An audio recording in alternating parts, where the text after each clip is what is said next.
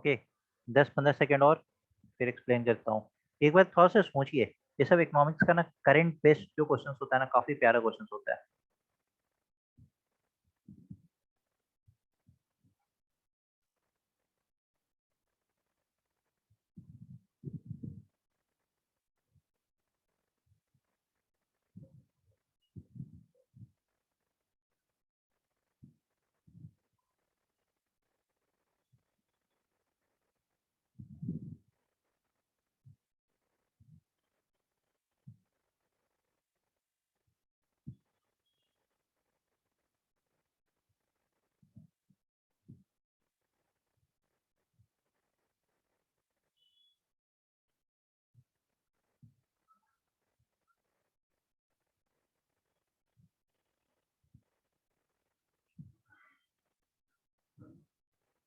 Okay, let's discuss. बहुत लोगों को बॉन्ड यील्ड का मतलब ही नहीं पता चल रहा होगा, तो क्वेश्चन कैसे बनाएंगे। देखिए, बॉन्ड यील्ड क्या होता है। यील्ड, इसको ब्रेक करते हैं। यील्ड का मतलब होता है इंटरेस्ट। यील्ड का मतलब होता है इंटरेस्ट।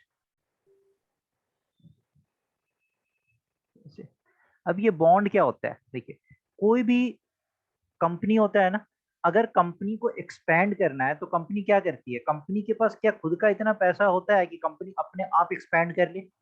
नहीं, कंपनी के पास इतना पैसा नहीं होता है। किसी भी, कोई कितनी बड़ी सी बड़ी कंपनी क्यों ना हो, उसके पास इतना पैसा नहीं होता है। अगर उसको बहुत बड़े लेवल पे एक्सपैंड करना है तो उसे बोरो करना होता है, ठीक है। और यही बोरोइंग का पार्ट तो बैंक के पास जाता है, दिस दैट ये चलता है, तो ठीक है। तो लेट्स से कंपनी को एक्सपैंड करना है। कोई कंपनी है,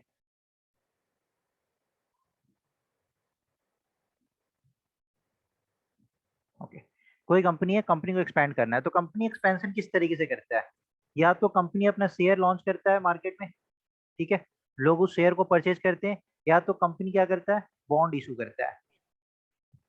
लेट्स से कंपनी को अगर 100 करोड़ रुपीज बोरो करना है, या 1 करोड़ रुपीज बोरो करना है, जो भी है, ठीक है। तो कंपनी क्या करेगा, 1000 रुपीज का या 10,000 रुपीज का बॉन्ड इशू करता है, ठीक है। तो ये जो नॉर्मल ये कंपनी है, यहाँ पे लोग बैठे रहते हैं जो लेंडर्स होते हैं। कंपनी बोरोवर हो गया, और लेंडर हमारे और आपके जैसे लोग यहाँ पे बैठे होते हैं। और हम लोग क्या करते हैं, किसी कंपनी का बॉन्ड हम लोग परचेज करते हैं। बहुत बार आपने सुना होगा, आप भी परचेज किए होंगे बॉन्ड्स, या आपके पेरेंट्स वगैरह ये बॉन्ड परचेज करते होंगे। तो हम लोग क्या करते हैं, bond, yes, good evening Imran. चलिए, हम लोग क्या करते हैं, बॉन्ड परचेज करते हैं, ठीक है।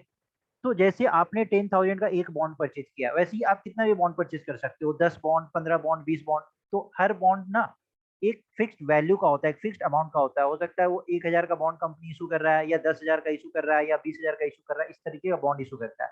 और इस बॉन्ड पे क्या होता है, आपको रेट ऑफ इंटरेस्ट दिया जाता है, जस्ट लाइक 10%, 9%, 8%, 11%, ऐसा कुछ रेट ऑफ इंटरेस्ट होता है, ठीक है। 5 ईयर्स, 2 ईयर्स, 3 ईयर्स का टाइम पीरियड होता है। तो इसमें जो बॉन्ड होता है ना, इस बॉन्ड में क्या होता है कि आपको, जैसे आपने 1,000 रुपीज का बॉन्ड ही परचेज किया, ठीक है। आपका मैच्योरिटी पीरियड 5 ईयर्स का है। आज आपने 2021 में परचेज किया, जनवरी में, तो ये 2026 जनवरी में ये मैच्योर होगा। तो हर साल आपको क्या होगा ना, इस 1,000 का जो 10% होगा वो आपको मिलेगा, ठीक है। ये 10% हो गया, दैट इज 100 रुपीज, 100 रुपीज, इस तरीके से आपको मिलता जाता है। 100, 100, इस तरीके से आपको मिलता जाता है। इसमें भी बहुत सारा कॉन्सेप्ट होता है, एन्यूटी और एन्यूटी ड्यू का, उसमें हम लोग नहीं एंटर करेंगे। अगर उससे रिलेटेड क्वेश्चन होगा तो हम लोग उसमें एंटर करेंगे, लेकिन इतना एन्यूटी और एन्यूटी ड्यू, इतना सिविल्स के अंदर जाने की जरूरत नहीं है, ठीक है। बस ओवरऑल समझ लीजिए कि ये बॉन्ड है।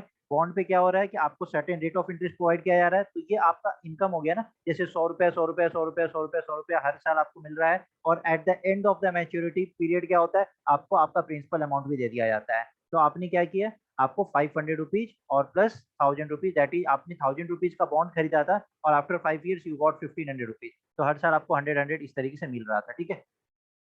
इसी को बोलते हैं बॉन्ड यील्ड। उस बॉन्ड पे आपको कितना इंटरेस्ट मिला। अब ये जो इंटरेस्ट होता है ना, आपसे क्वेश्चन ये पूछ रहा है, ये जो बॉन्ड यील्ड होता है, जो इन्वेस्टर्स को मिलता है on bond on a particular government security, जो गवर्नमेंट सिक्योरिटी पे मिलता है, या फिर कोई कंपनी अगर बॉन्ड इशू करती है उस पे मिलता है, तो वो कैसे इफेक्टेड होता है बॉन्ड यील्ड। तो यहाँ पे गवर्नमेंट सिक्योरिटी का बात हो रहा है। जैसे गवर्नमेंट सिक्योरिटी, गवर्नमेंट ने कोई सिक्योरिटी इशू किया इन टर्म्स ऑफ बॉन्ड, तो आप जाके वहां पे बॉन्ड परचेज कर रहे हो।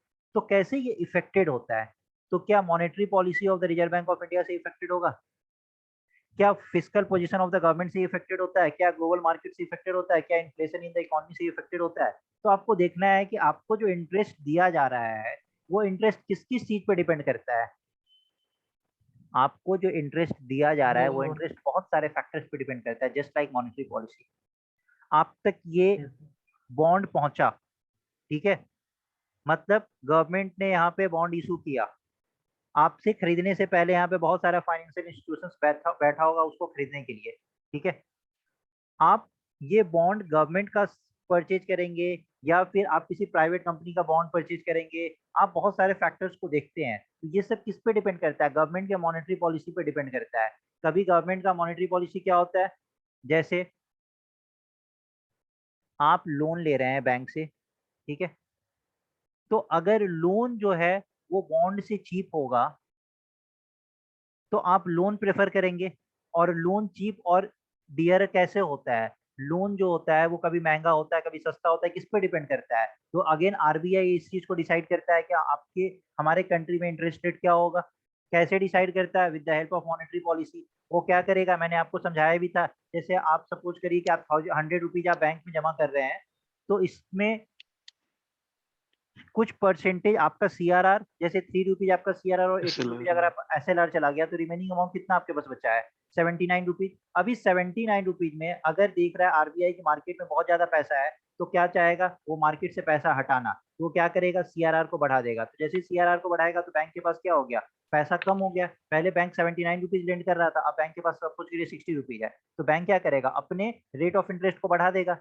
तो आप जब देख रहे हैं कि रेट ऑफ इंटरेस्ट बढ़ गया, तो आप बॉन्ड में आप इन्वेस्ट करेंगे। इस तरीके से मॉनेटरी पॉलिसी पे आपका बॉन्ड यील्ड डिपेंड करता है। फर्स्ट पॉइंट क्लियर हो गया।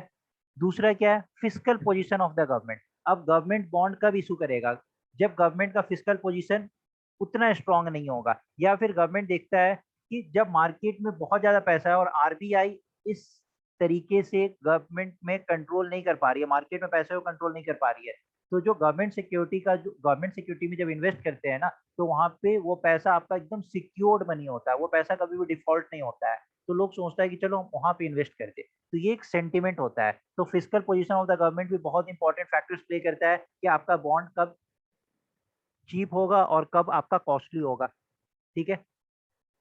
देन ग्लोबल मार्केट पे भी डिपेंड करता है। अगर ग्लोबल मार्केट, अगर गवर्नमेंट जो है वो हमारे देश से पैसा ना लेके कहीं ग्लोबल मार्केट से अगर पैसा ले रही है, कहीं पे इन्वेस्ट कर रही है, तो गवर्नमेंट भी इस चीज को देखती है कि गवर्नमेंट को फायदा कहाँ पे हो रहा है। वो हमें बॉन्ड दे रही है तो हमसे हम पे वो 8% रुपीज इन्वेस्ट कर रही है, वो किसी और से अगर परचेज कर रही है तो वहां पे अगर उसको 7% में मिल जाएगा तो हमें क्यों देगी, बॉन्ड इशू क्यों करेगा। तो बॉन्ड यील्ड ग्लोबल मार्केट पे भी डिपेंड करता है। बॉन्ड यील्ड क्या इन्फ्लेशन पे डिपेंड करता है। लेट से गवर्नमेंट ने आपको 10% रेट ऑफ इंटरेस्ट दिया, और जो आपका इन्फ्लेशन है वो भी 8-9% का चल रहा है, तो आपको जो पैसा 1000 का 1500 रुपया बाद में मिल रहा है, वो एक्चुअली में क्या हुआ कि वो 1000 का 1100 रुपया ही है, क्योंकि 400 रुपया तो आपका डीएनएस अलाउंस इन सब में वो बढ़ गया, वो तो इन्फ्लेशन में काउंट हो गया। पहले जो सामान आपको 1000 रुपया में आप 10 केजी राइस खरीदते थे, अब 1500 में आप सिर्फ 12 केजी राइस खरीद पा रहे हैं। तो आपको सिर्फ बहुत कम अमाउंट का फायदा हो रहा है। तो जो बॉन्ड यील्ड होता है ना, इन सब चारों फैक्टर्स पे डिपेंड करता है। That is the monetary policy of the reserve bank of India, the physical position of the government, the global market and the inflation in the economy. तो करेक्ट आंसर इज डी, 1 2 3 4। बोलिए bond yield समझ आया, bond yield क्या होता है।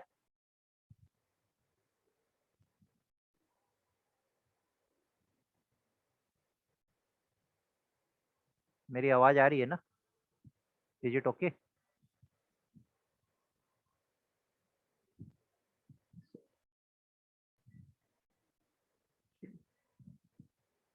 Okay, तो I think कि bond से रिलेटेड क्वेश्चन आएगा तो आपको कुछ तो कॉन्सेप्ट क्लियर हुआ कि बॉन्ड यील्ड क्या होता है।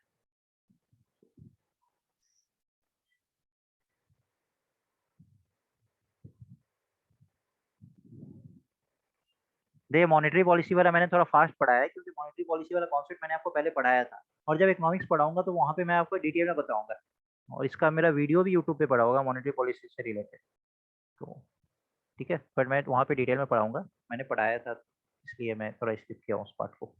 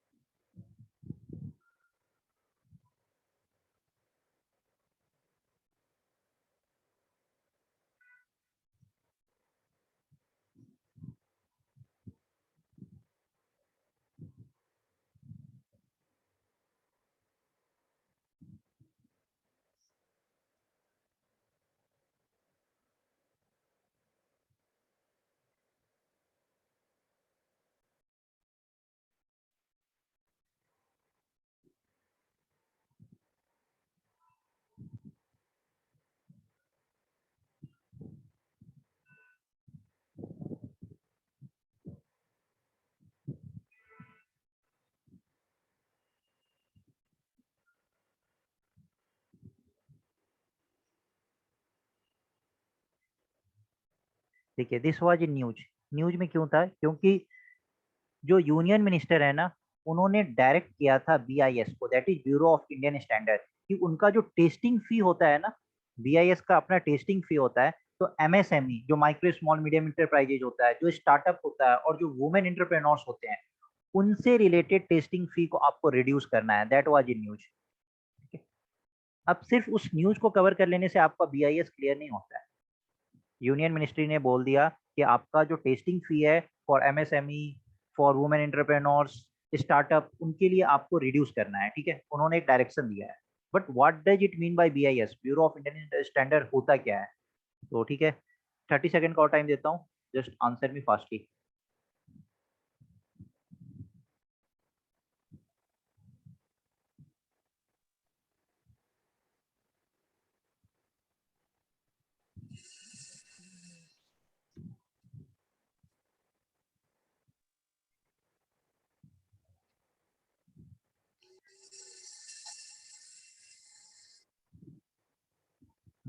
प्लीज माइक ऑफ रखे, माइक कोई ऑन ना करे।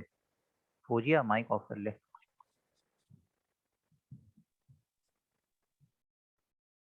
ओके, चलिए देखते हैं इसका आंसर क्या है। देखिए, ब्यूरो ऑफ इंडियन स्टैंडर्ड, इसका मतलब क्या होता है? ये एक नेशनल स्टैंडर्ड बॉडी होता है। Bureau of Indian Indian standard क्या है? एक नेशनल स्टैंडर्ड बॉडी है। स्टैंडर्ड बॉडी है। ये कब एस्टेब्लिश किया गया था? तो बीआईएस एक्ट के अंदर 2016 में इसको एस्टेब्लिश किया गया था। तो किसी को भी, किसी भी बॉडी को, किसी भी इंस्टीट्यूशंस को अगर किसी एक्ट के अंदर एस्टेब्लिश किया जाता है, तो वो क्या होता है? वो स्टैट्यूटरी बॉडी होता है।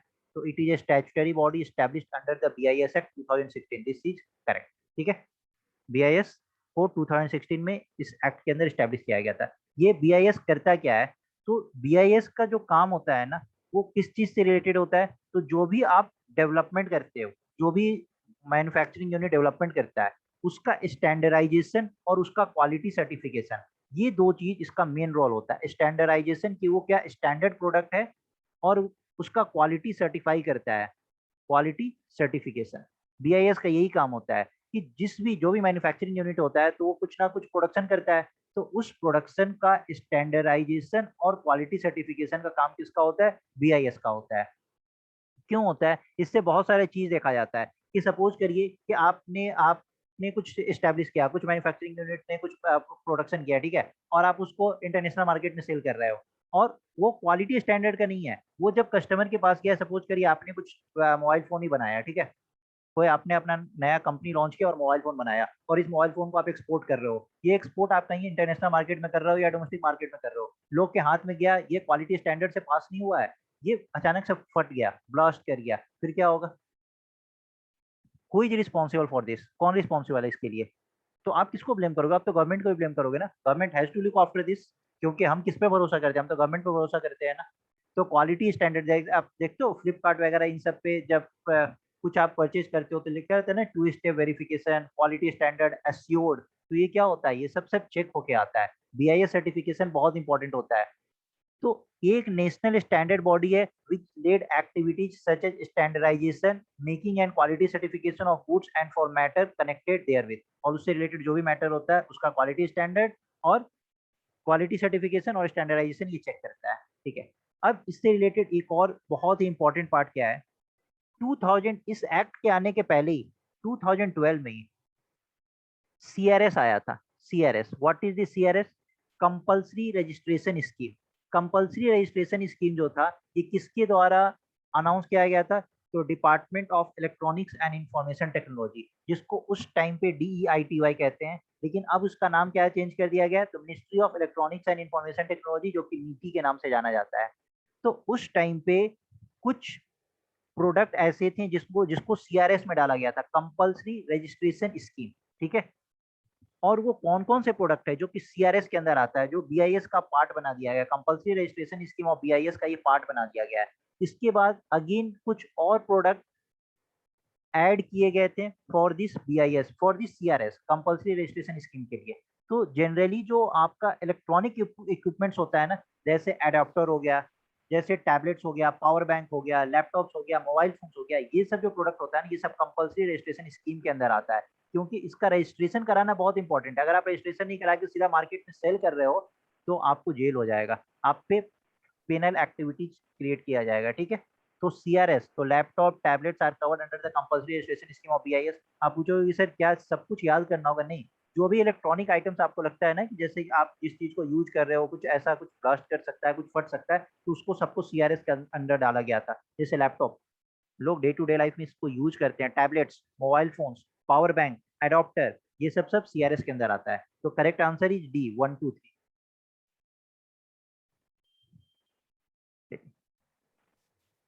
Excuse me sir.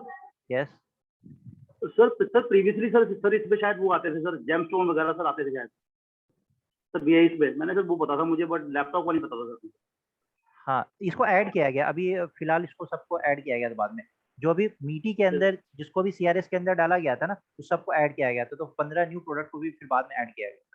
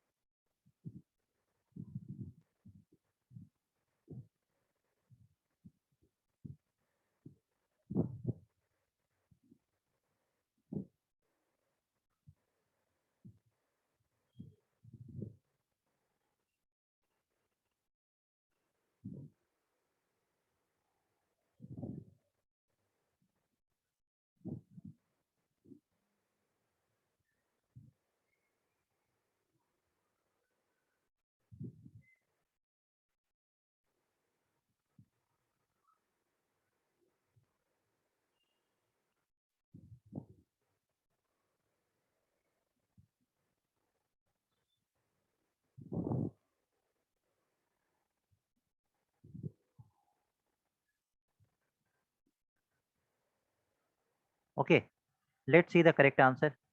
Consider the following statement regarding land port. आपने एयरपोर्ट पढ़ा, सी पोर्ट पढ़ा, ये लैंड पोर्ट क्या है? और इसी तरीके से एग्जाम में जब नया टर्म देखने को मिलता है तब लगता है कि यार क्या पढ़ के आया और क्या पूछ रहा है। लैंड पोर्ट क्या है? जैसे सी पोर्ट पढ़ते हैं, एयरपोर्ट पढ़ते हैं, ऐसे ही लैंड पोर्ट है। ओके, तो लैंड पोर्ट क्या है? एक बॉर्डर स्टेशन होता है, बॉर्डर एरियाज में बॉर्डर स्टेशन को लैंड पोर्ट बोलते हैं। बॉर्डर स्टेशन को लैंड पोर्ट बोलते हैं। अब बहुत सारा आप लैंड पोर्ट बता सकते हो। जो जो भी बॉर्डर स्टेशन पे होते हैं ना, जो भी बॉर्डर एरियाज में होता है ना, वहां पे एक लैंड पोर्ट क्रिएट किया जाता है। लैंड पोर्ट क्यों होता है? तो इंपोर्ट और एक्सपोर्ट से रिलेटेड एक्टिविटीज को चेक करने के लिए, इंपोर्ट एंड एक्सपोर्ट से रिलेटेड एक्टिविटीज को चेक करने के लिए। देन बॉर्डर एरियाज में जो लॉ एंड ऑर्डर है उस एक्टिविटीज से रिलेटेड, उसके इन्फोर्समेंट के लिए, बॉर्डर एरियाज में जो लॉ एंड ऑर्डर है कंट्री का, law and order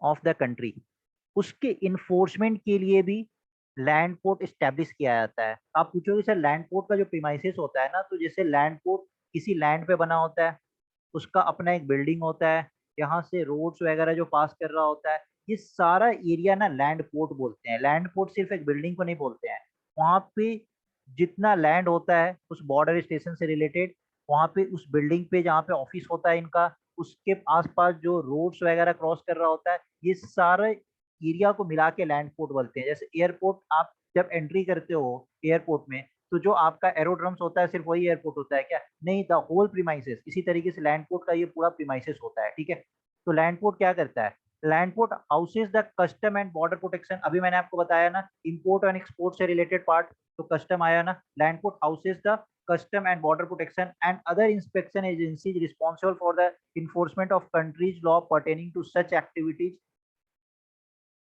land port authority of India एक एग्जीक्यूटिव बॉडी है जो वर्क कर रहा है किसके अंदर? तो क्या ये एक एग्जीक्यूटिव बॉडी है? ये एक स्टैट्यूटरी बॉडी है जिसको land port authority of India act 2010 के अंदर इसको स्टैट्यूटरी बॉडी बनाया गया था। और ये किस मिनिस्ट्री के अंदर काम करता है? तो ये ministry of port shipping and waterways. दिखने में लगता है ना कि लैंड पोर्ट है तो पोर्ट शिपिंग एंड वाटरवेज है, लेकिन ये बॉर्डर एरियाज का पार्ट है। यहाँ पे पोर्ट से रिलेटेड कोई मतलब नहीं है, शिपिंग से रिलेटेड कोई मतलब नहीं है। इस किस मिनिस्ट्री के अंदर आता है? तो ministry of housing affairs, sorry, ministry of home affairs, क्या बोल रहा हूँ, मिनिस्ट्री ऑफ होम अफेयर्स, ठीक है। और लैंड पोर्ट, ये authority of India integrated check post को मैनेज करता है, तो बिल्कुल मैनेज करता है। मैंने क्या बताया कि यहाँ से इस बॉर्डर स्टेशन से रिलेटेड जो भी आप एरिया कवर होगा, वहां पे बहुत सारा इंटीग्रेटेड चेक पोस्ट भी होगा, तो वो सब उसके अंदर ही आता है। जैसे अटारी बॉर्डर जो है, इस ये क्या है, ये सब आपका land port authority of India के अंदर आता है, ठीक है। अटारी बॉर्डर जो पंजाब में है, और वाघा बॉर्डर पाकिस्तान का एरिया है ना।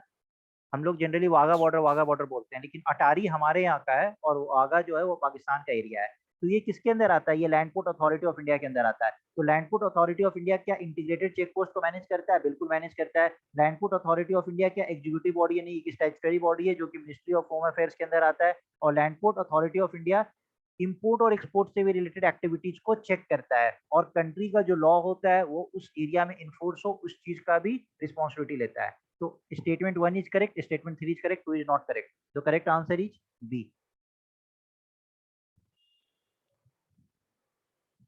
Yes Kartar Sahib, corridor, you can say it. Okay,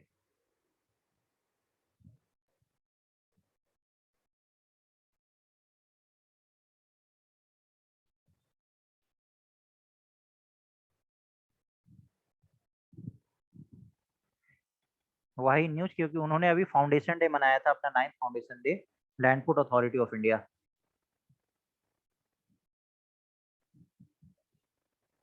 हो।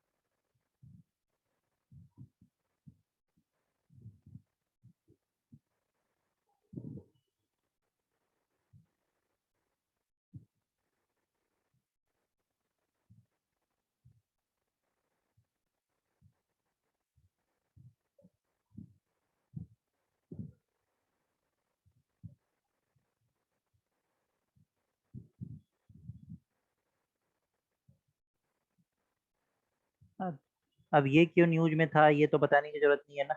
आप देख रहे हो कि फ्यूल का जो प्राइस है पेट्रोल और डीजल का, वो कितना बढ़ता जा रहा है, किस तरीके का प्राइसेस होता जा रहा है। तो you know why it is in news. ठीक है, चलिए देखते हैं। Consider the following statement about the fuel prices in India. Statement one, taxes imposed by the center and the state are a significant contributor to the price of petrol and diesel that consumers pay in India. अब पहले तो हम देखते हैं कि जो fuel prices है India में, ये किस पे डिपेंड करता है। ठीक है, तो आपको पता है कि फ्यूल पे बहुत ज्यादा टैक्स लगता है, टैक्स पे किया जाता है।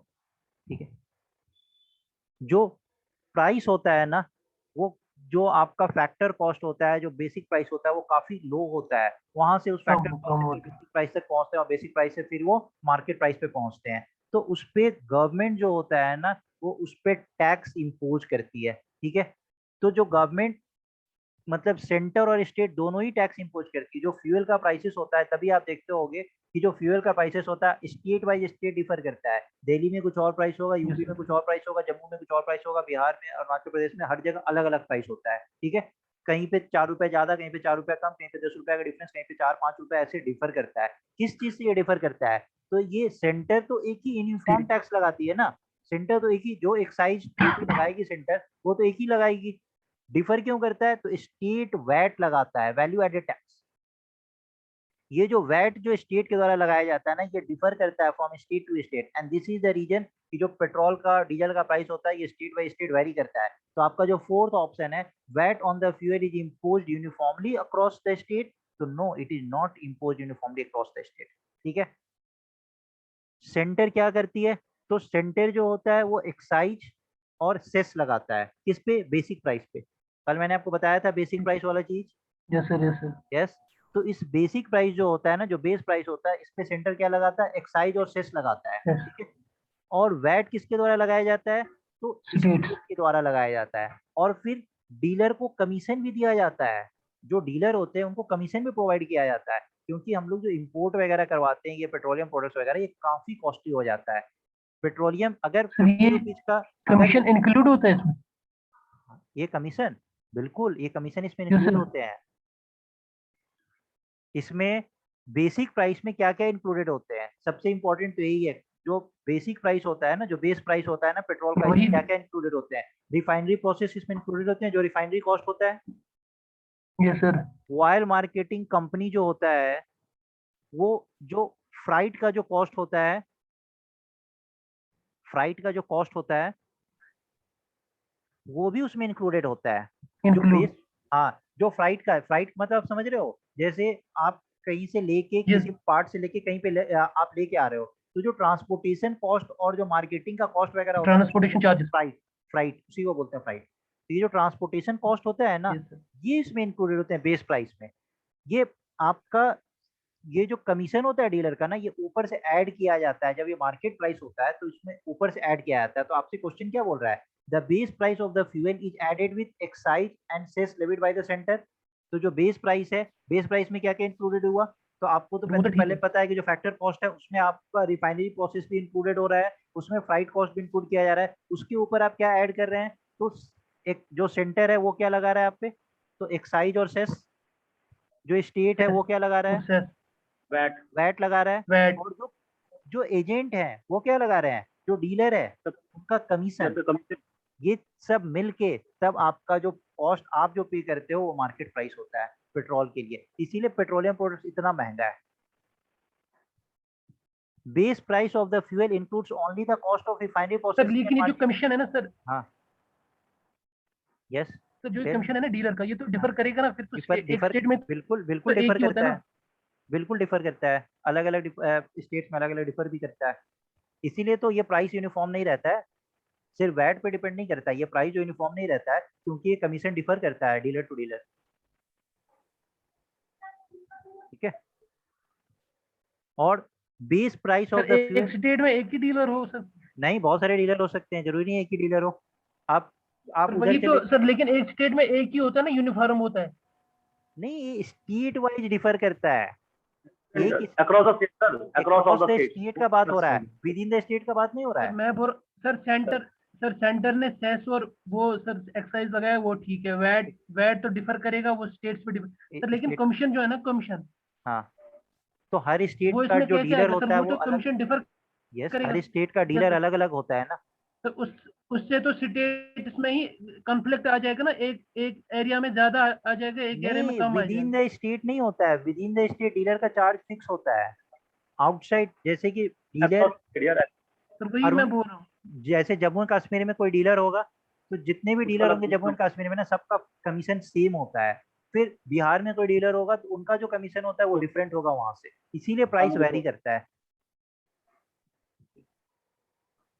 विद इन द स्टेट अगर दो डीलर भी हैं, अगर आप गुजरात में चले जाओगे तो गुजरात में आप देखोगे अदानी का बहुत ज्यादा चलता है, वहां पे हिंदुस्तान पेट्रोलियम भी चलता है, लेकिन अदानी का बहुत चलता है, हिंदुस्तान पेट्रोलियम का कम चलता है। अब दिल्ली में आ जाओगे आप देखोगे कि हर जगह आपको आईजीएल का दिखेगा, बहुत आपको हिंदुस्तान पेट्रोलियम का दिखेगा, अदानी का नहीं दिखेगा। तो हर जगह डीलर वेरी करते हैं, लेकिन with in the state dealer का कमीशन फिक्स होता है। ठीक है, तो बेस प्राइस क्या इंक्लूड करता है? सिर्फ कॉस्ट ऑफ रिफाइनरी प्रोसेसिंग और उसका मार्जिन इंक्लूड करता है? नहीं, इसमें फ्राइट कॉस्ट भी इंक्लूडेड होता है। तो ये आपका थर्ड गलत हो गया। Uh VAT on the fuel is imposed uniformly across the state, no, ये भी दिस इज आल्सो रॉन्ग। तो what is your correct answer? 1 and 2 both are correct answer. जी सर। सर बड़ा गलत।